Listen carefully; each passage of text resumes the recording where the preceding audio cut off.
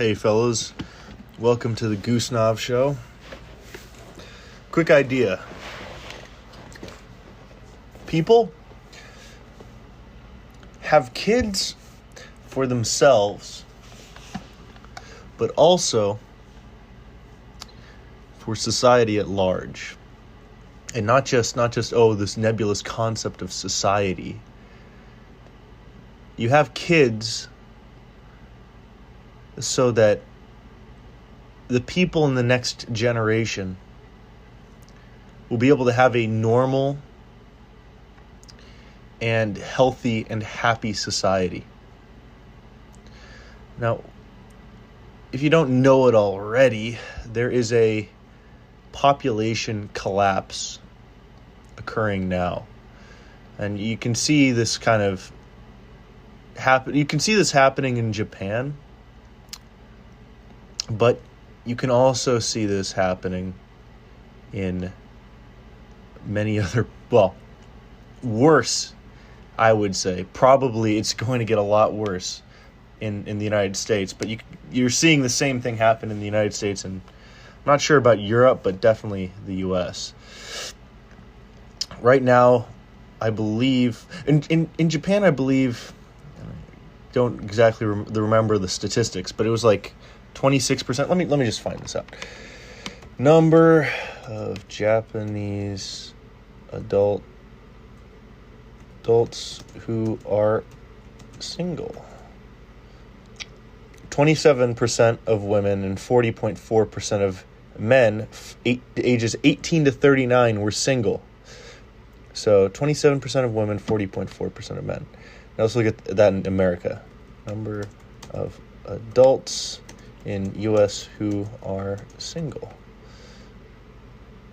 Okay, 3 in 10 adults, so 31%. And I believe that this is probably an outdated statistic, because I've also seen it quoted to be like 41% in 2018, and shot all the way up to if it's 41% in 2018, it's probably even worse now. Okay. The youngest, according to Pew, looks somewhat recent. Okay, August 2020, so this is probably outdated, but it's somewhat recent, I guess. The youngest and oldest Americans are the most likely to be single. 41% of those aged 18 to 29, 36% of those 65 and older are single. Yeah. So, anyway, but around 30% from ages 18 to 49 or something like that are single. 30%, I believe. But anyway, the point is, in a healthy society, this should not be happening. Number one, this is a signifier. What I'm trying to say is that this is a signifier that something bad is happening. Now, people are single, but people are also not having kids. And I've heard it argued, I would say, or someone make a pretty convincing case that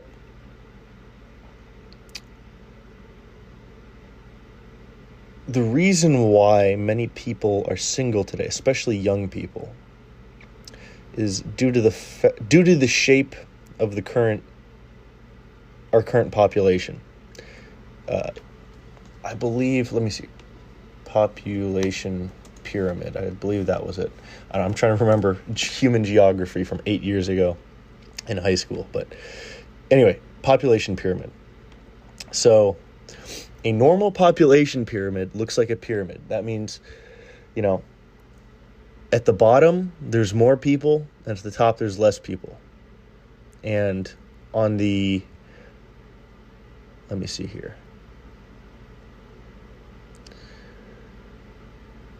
On the bottom axis kind of tells you how many people there are, and the x-axis shows how many people there are, and the y-axis shows how old people are. So at the bottom, let's say 0 to 5-year-olds, right? There should be the most 0 to 5-year-olds in the population. And then as it goes up, I guess you could have it maybe stay kind of constant, because you don't want people to be dying off, but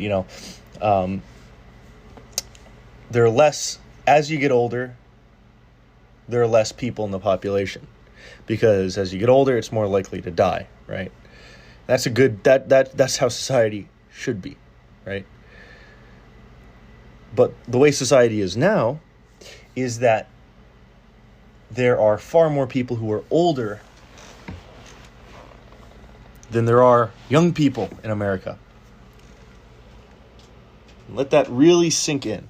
There are far more older people than younger people. I think the most common age in the United States right now is like 40 or something like that. Let me see. Let me actually get you this statistic. Most common age, USA. Well, let me see here.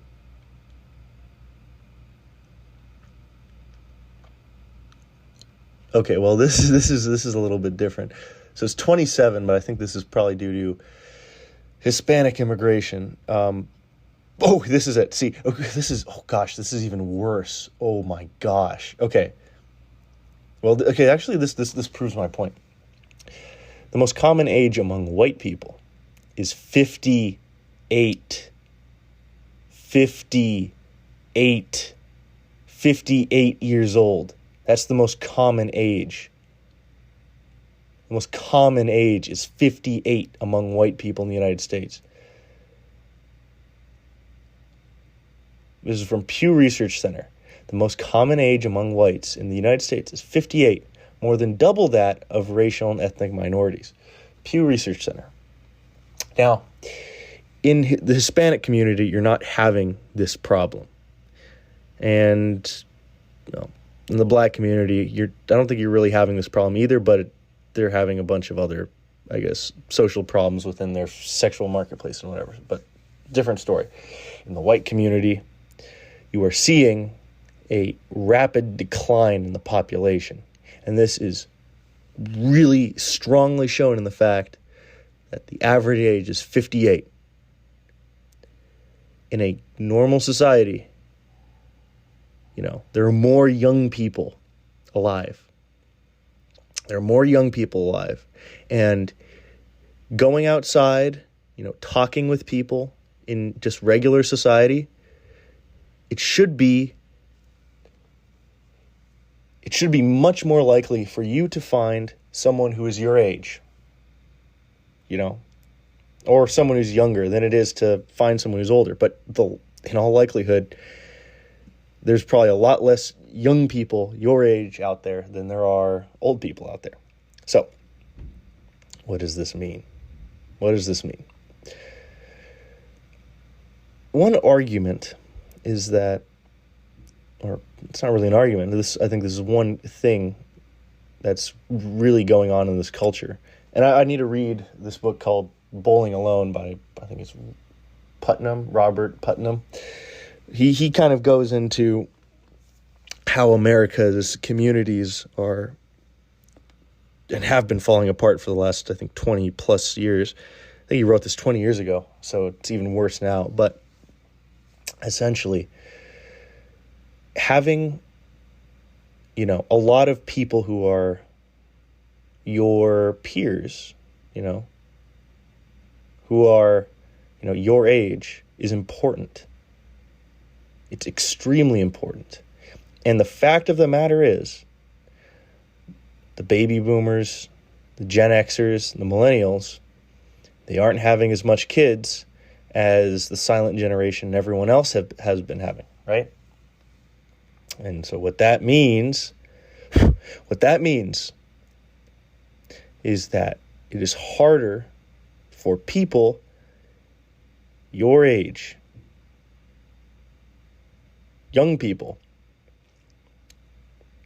to form meaningful relationships, both friendships and dating and all these other things. Because, just think about it. If there are less opportunities, if there's less supply and demand, right? If there are less trinkets out there, then they're going to cost more, right? If there's more trinkets, they're going to cost less. And what the cost is in this instance is, there's less people. So the demand for individuals is a lot higher. And if the demand for individuals is higher, not everyone can find them, right?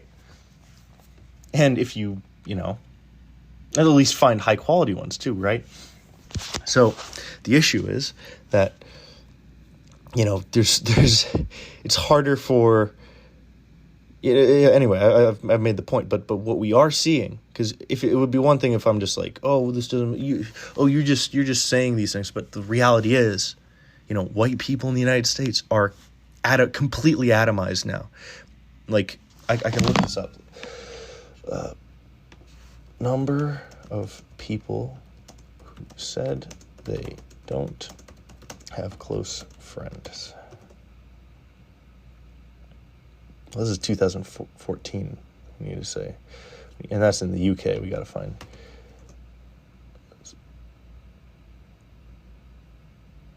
Okay, let's see. Is this recent? Is this recent? Oh boy. Well, okay, this is what is it? Survey Center on American Life. In 2021, oh my gosh, 12% of people said that they don't have any close friendships, compared to 3% in 1990. And then only 7% said they have one friend, 13% they have two, 70% said they had three, And essentially it's just, there isn't really, people don't really have that many friends. But in 1990, 33% of people said that they have 10 or more friends, right?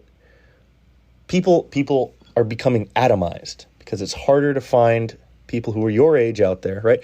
If you were to go outside and you were to look out there and you're going to try and find someone who's your age and whatever and try and make friends, right? Then all you see is just a bunch of, old people who don't want to have anything to do with you and don't really share a common cultural language or whatever. It's going to be hard for you to find friends. And this is empirically what is happening. People are becoming atomized. They are staying inside. And this is also shown, I believe, in Bowling Alone, the book by Robert Putnam on the death of the American community. But people are staying inside. People are instead choosing to play video games and live in these pseudo communities on the internet. And they don't have as many friends, if any at all. And the same thing is happening for relationships. People are becoming single more and more, right? I think there was a statistic of like 41% of people aged 18 to 39 are single in the United States or something like that.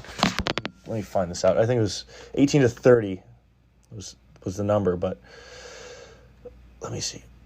Number of people single in USA.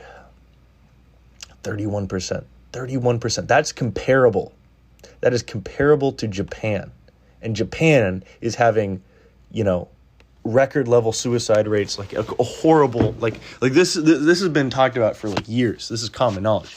But now this is happening in America. And anyway, let's get to the point here. The point is that having kids isn't just for you, It's good for you because they'll take care of you when you're older. They will. We're all hardwired to, have kids. We're all hardwired to want to create life and to love other people, and it's incredibly fulfilling. Unless you're some psycho or you can choose to be, celibate or whatever, but like for the vast, vast majority of people, having kids is an amazing thing. And it's something that is necessary for making you a whole, complete person. So there's that, it's good for yourself.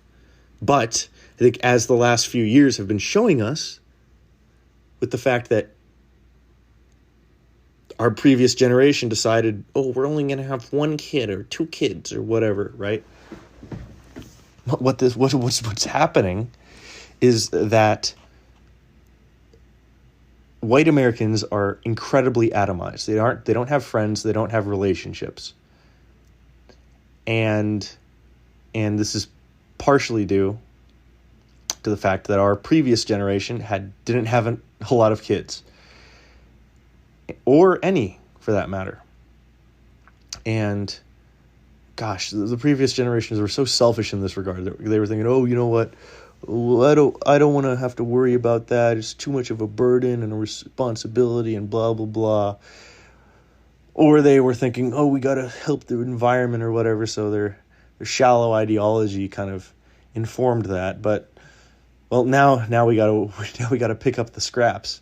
And, well, the reality is Japan has showed us, if Japan has showed us anything, it's a dark road if we decide to keep going down this. So what needs to happen is people need to start having kids more, and we need to start rebuilding the American communities. And it's not just the fact that our previous generation didn't have a lot of kids. There's other factors involved here, which I could get into in another video, or podcast or show or whatever. But, well, I got to choose my words carefully because then I might get shot in the head. But what's the point here? The point is that we need to make a serious effort on reversing this, because this is a trend that no one wants to accept and no one wants to talk about. And I would say that one reason is because this is mainly happening to the white community. This isn't something that is, universally happening, because, different groups in the United States, have a very strong in-group preference, and pretty good communities because they have that strong in-group preference, Say the black community, the Hispanic community especially, they don't have this problem.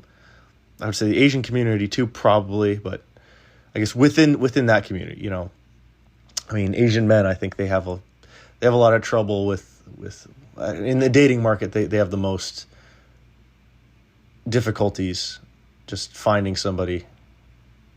But I think within their own community, it's probably not bad. But and I'm not just pulling this out of my, what here. This is like dating app survey results, and not survey results, but like, how would you say it? Data science, analytics of this stuff. So don't call me racist because I quoted a statistic. So anyway, my point being,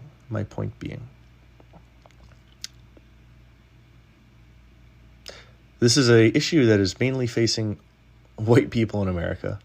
And, well, since white people, according to the mass ideology, are, they're evil people with a ton of power and blah, blah, blah, I don't think that no one's coming to save you. That's my point. No one's coming to save you. And in actuality, I think that our society and our culture wants this to happen. They want you to be dying from opioids. They want you to be killing yourselves from depression, from loneliness, from all these things.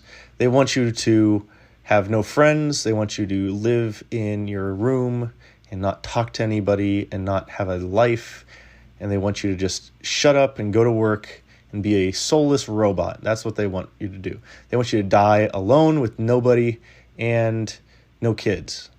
That is what I would say the status quo is right now, because I don't think I've heard anyone on the campaign trails talk about this. Maybe you're seeing some, I don't know, Republicans or whatever, but like this is a huge issue and no one's talking about it. Maybe the opioid crisis or whatever, but they're not talking about the atomization problem, the destruction of communities. So no one's coming to save you, but I would say that this is not a problem without a solution. And I think the solution it's a very fun one. And I think that the future is extremely hopeful, because I think hearing this stuff and seeing what's happening to, maybe it's not your life, maybe you have a group of friends, right? Or maybe you have a relationship or whatever, but this is happening to a lot of people. Maybe you know people who this is happening to. So this can be kind of depressing to see. But the silver lining here, or my solution, my thought is that I think that, number one, I think the church is a great institution to help stand against this.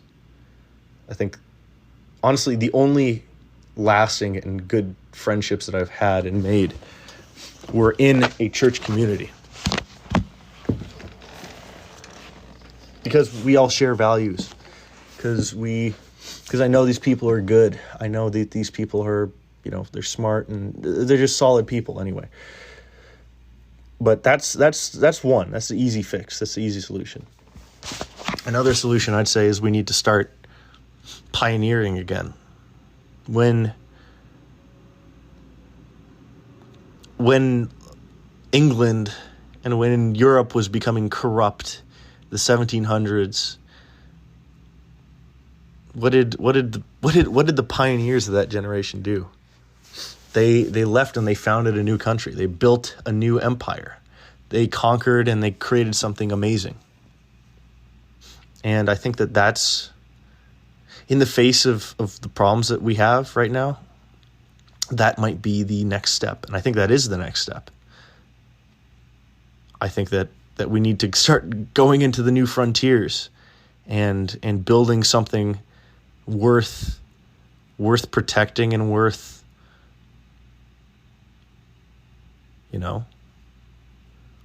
worth defending.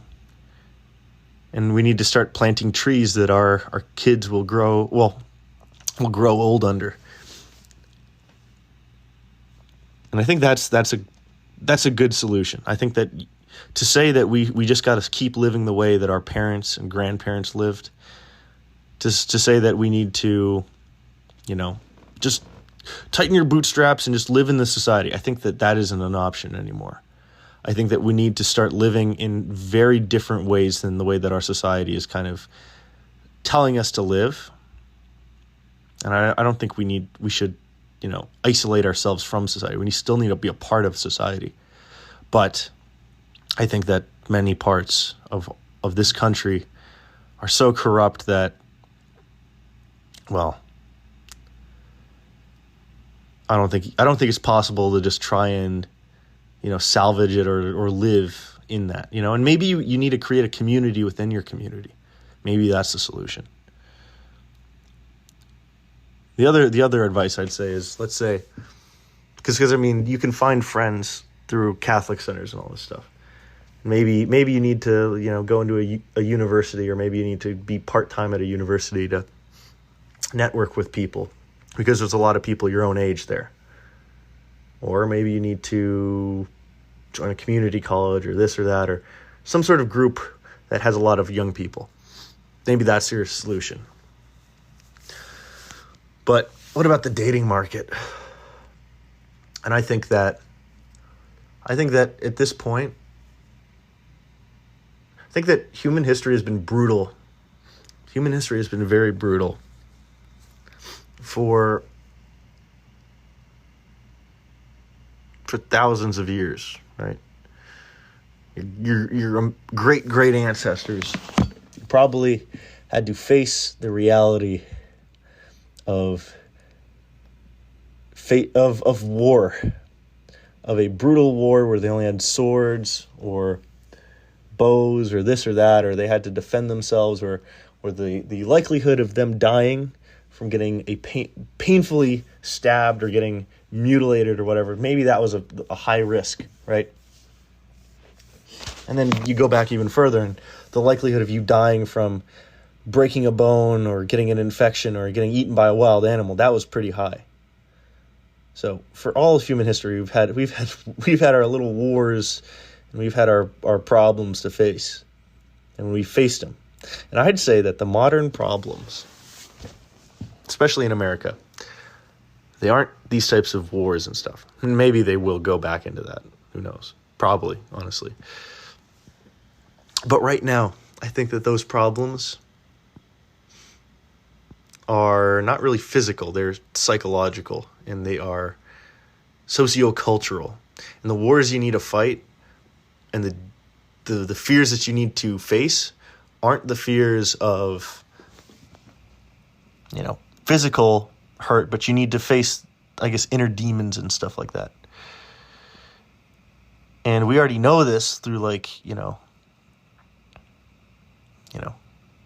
conquering addictions to pornography and other cognito hazards, conquering, different sins that the world has shoved on you, right? Gluttony, maybe, other things like that, envy.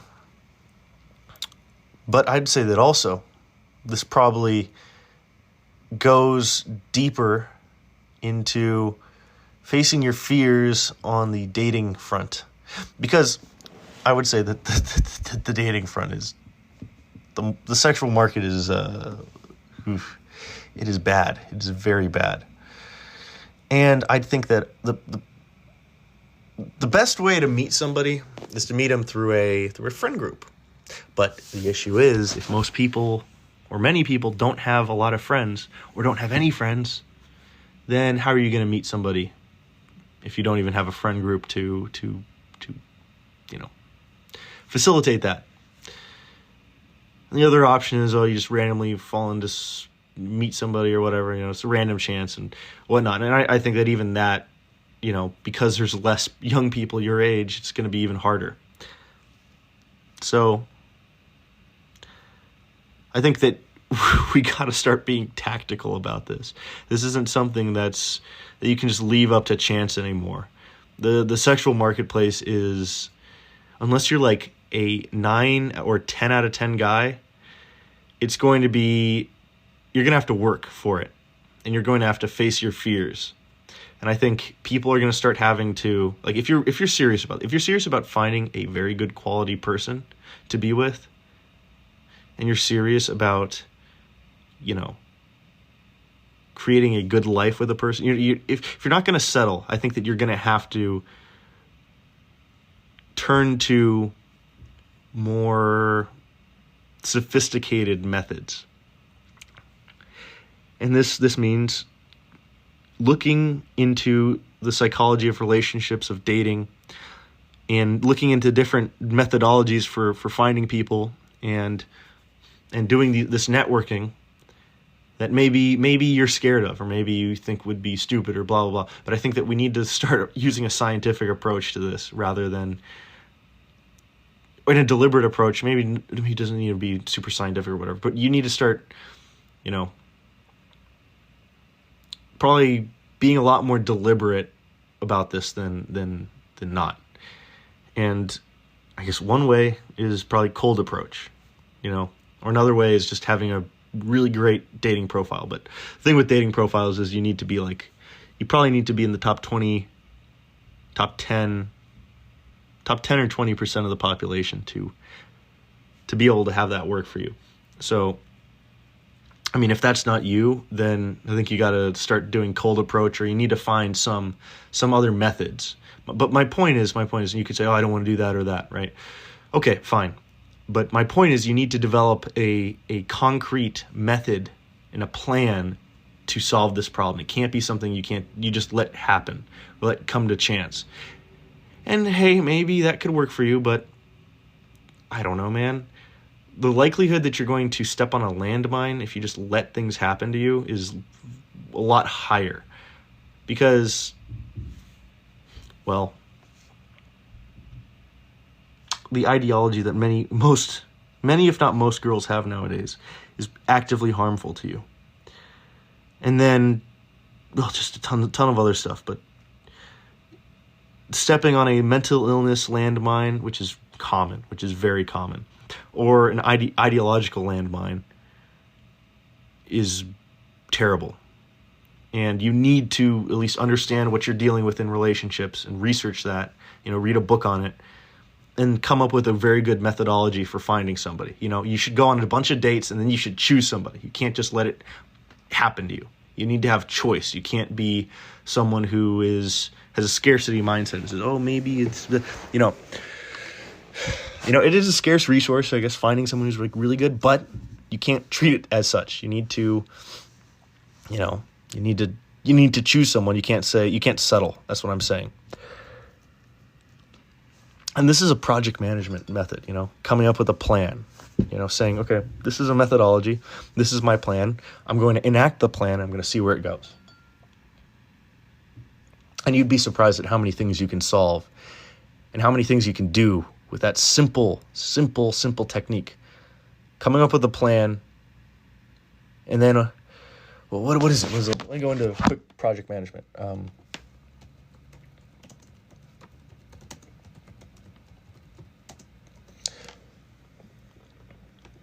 Okay, what are the phases? The phases are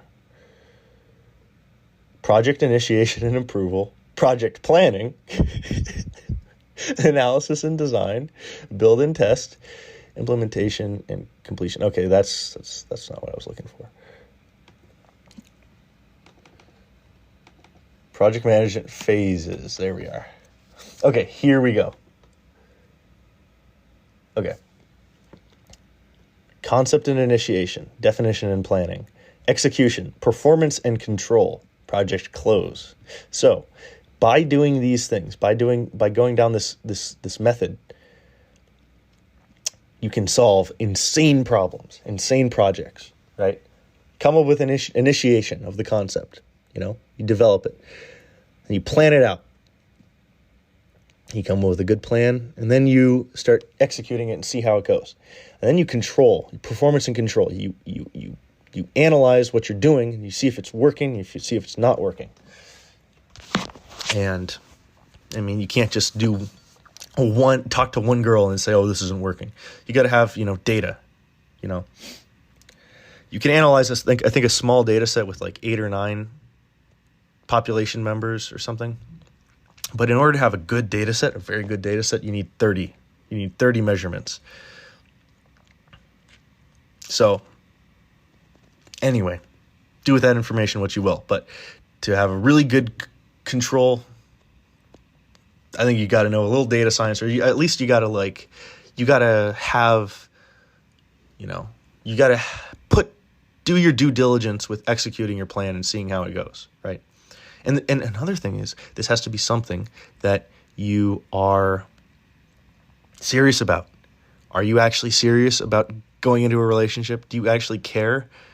Or are you content with sitting on your butt and playing video games for the rest of your life, not having a girl?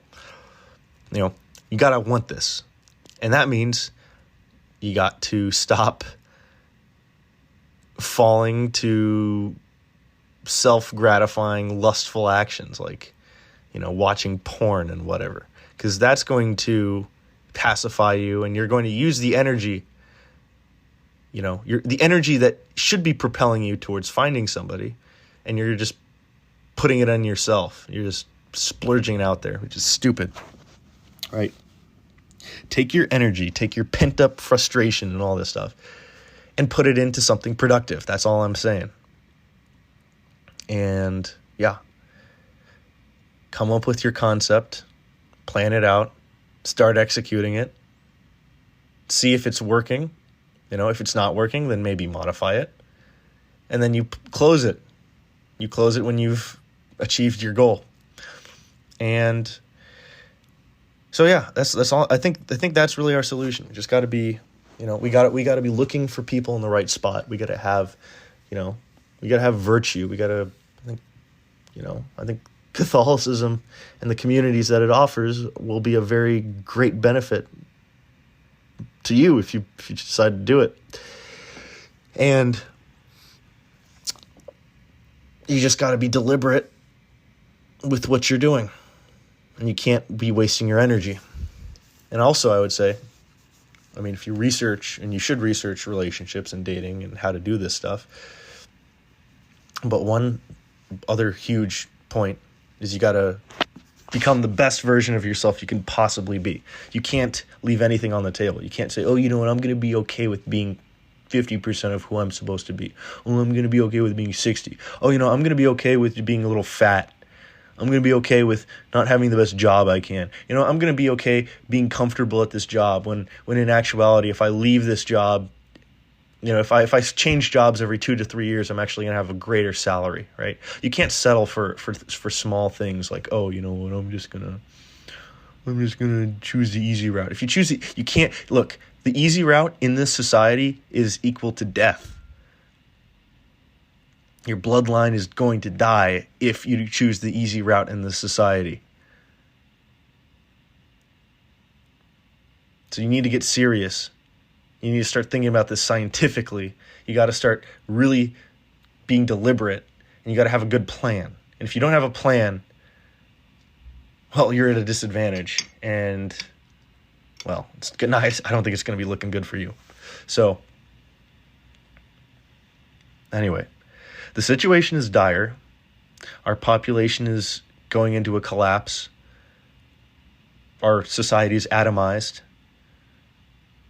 Most people don't have a lot of great friends, which is really sad. And you can easily find them. You can easily find great friends in good Catholic churches. But anyway, most people don't have great friends. And many people don't have great relationships. And will maybe never have good relationships. And the people who are in good relationships are probably not going to be having much children, if any. Which means your children are going to be in an even worse situation. So my point is, if you don't take this life that you have seriously, things are going to get a lot worse. So you got to be serious on every front. And you got to be putting in the effort on every front. And you got to be expecting a lot from yourself.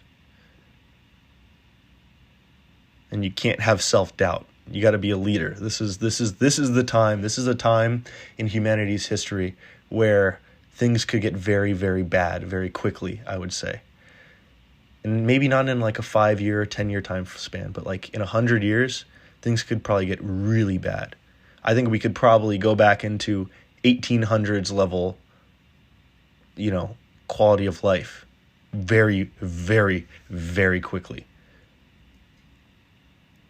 And the only way to prevent that from happening for your kids and your great-grandkids is for you to take things seriously now, for you to have high standards for yourself and for others, and to become the pioneers of the new world. Because without that mindset, without that plan, without that deliberation, you're doing exactly what, the worldly people are doing, exactly what people who are responsible, honestly, for the stupid situation we're in right now. You're acting exactly like them. And if enough people act like that, society will fall apart, and you'll probably see millions of people die. So, at the end of the day, it's up to you to ensure that we don't have a very dark future ahead of us. And I would say, if we have enough small pillars of light, beacons of light in this dark desert, I think that's enough. I think if just enough of us, just a few of us, have some source of hope, show that there's an alternative way to this nihilism of modernity, I think we can have a pretty bright future.